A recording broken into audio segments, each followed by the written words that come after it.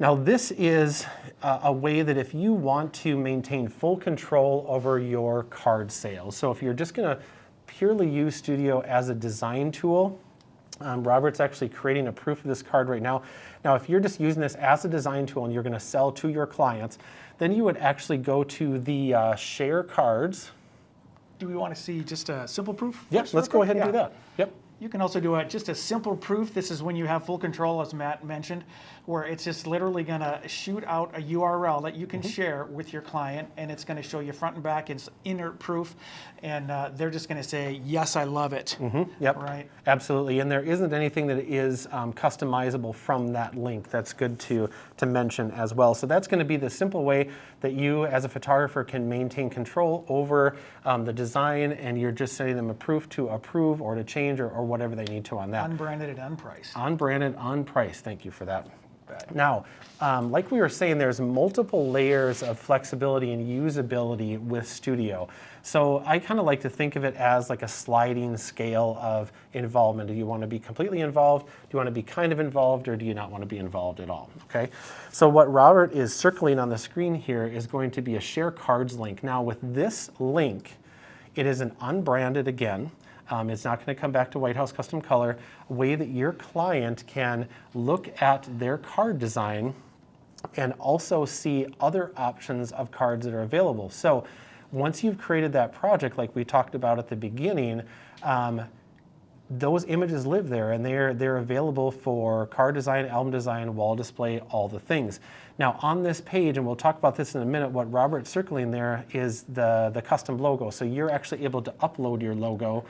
So when somebody clicks on that link, it doesn't look like White House. It looks like your brand, your coloring, all the things, okay?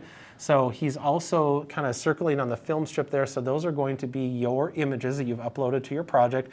And then below is going to be showing all the different designs. Now, he's kind of circling around the 127 designs. I personally wouldn't recommend sending out 127 designs to a client. I think it's going to be very overwhelming. So we're going to talk in just a minute about how to curate that down to your favorite cards to share with your clients, okay?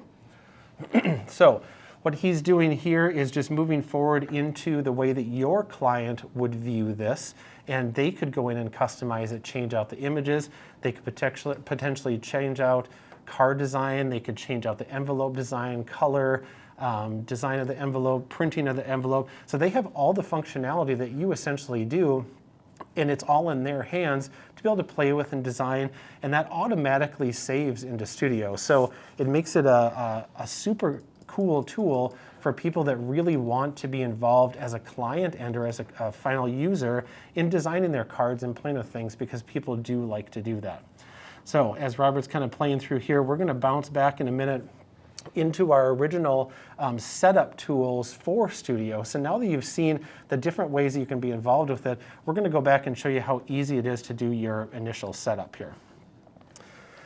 All right, so if we want to bounce back here. Yep. We're going to see this update in a second. We'll come back to the changes that they made. Perfect. So here we go. Perfect. Okay, so when you go into your projects for the first time, you're going to be able to have the opportunity to set some of these up, but keep in mind that that is not necessary if you're not going to be sending the link out to clients to order directly. So I mentioned a few minutes ago about being able to curate down your grad card collection so you're not showing somebody 127. This is how you would do that, okay? So you can create multiple different collections. They can be client specific, they could be genre specific, whatever you'd prefer to do. With all the options out there, you quite literally could create a different curated group of card designs for one client at a time, which would actually be kind of cool. Yeah. So with this, once you have created those different curated collections, when you're sending out the link, you get to select which collection you send with that. So if you only want your client to see your 5 favorite cards or your 10 favorite cards, that's all they're going to see. They're not going to have complete access to the other 127. Moving on to the next one for branding. So there we just did, there's our seniors right there. Boy, you're fast. Did you collect through?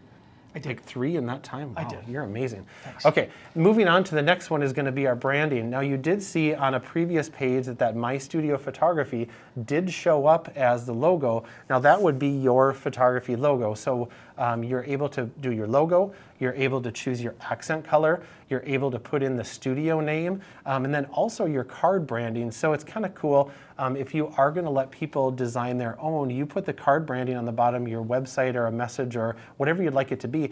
That's going to automatically appear onto the cards every time, so you don't have to worry about adding that. So this truly is where you take the back end, which is White House on Studio, and make it look like your own, which is pretty awesome. Now, the next question you're probably is asking is, well, how do I price these? We make it super, super simple for you, okay? So you're gonna see on the screen here right now that it's going to show you on the right-hand side, if you wanna circle over there, Robert, there you go. It's gonna show your actual cost for the cards, and then your markup on the cards, and then actually what you earn. And you'll notice on the left-hand side where it says % upcharge, that's how you're going to set your pricing. Now with all the different options that we have as far as shapes and papers and envelope options and foils and things of that nature, there's a lot of different things that can add to the cost of a card. So we do it as a percentage, so it just automatically increases as your clients choose different options. The way that you get paid is you would set up a Stripe account. We will get paid for the cards. You will get a direct payment or deposit as a result of the markup, and the cards will get drop shipped directly to your client. Another really cool option is, let's just say that you kind of want to be the final say in making sure that the spelling is correct, that the color tones look good, that your clients did a good job on this. You can click hold for approval, or you can select to auto submit the order. I prefer to do the double check just because I like to double check things. Myself as well. Absolutely. So I think that's a pretty good overview. Hey, thanks for joining White House Custom Color on YouTube. Be sure to check out the description below for more information, and also be sure to subscribe for more exclusive content from White House Custom Color.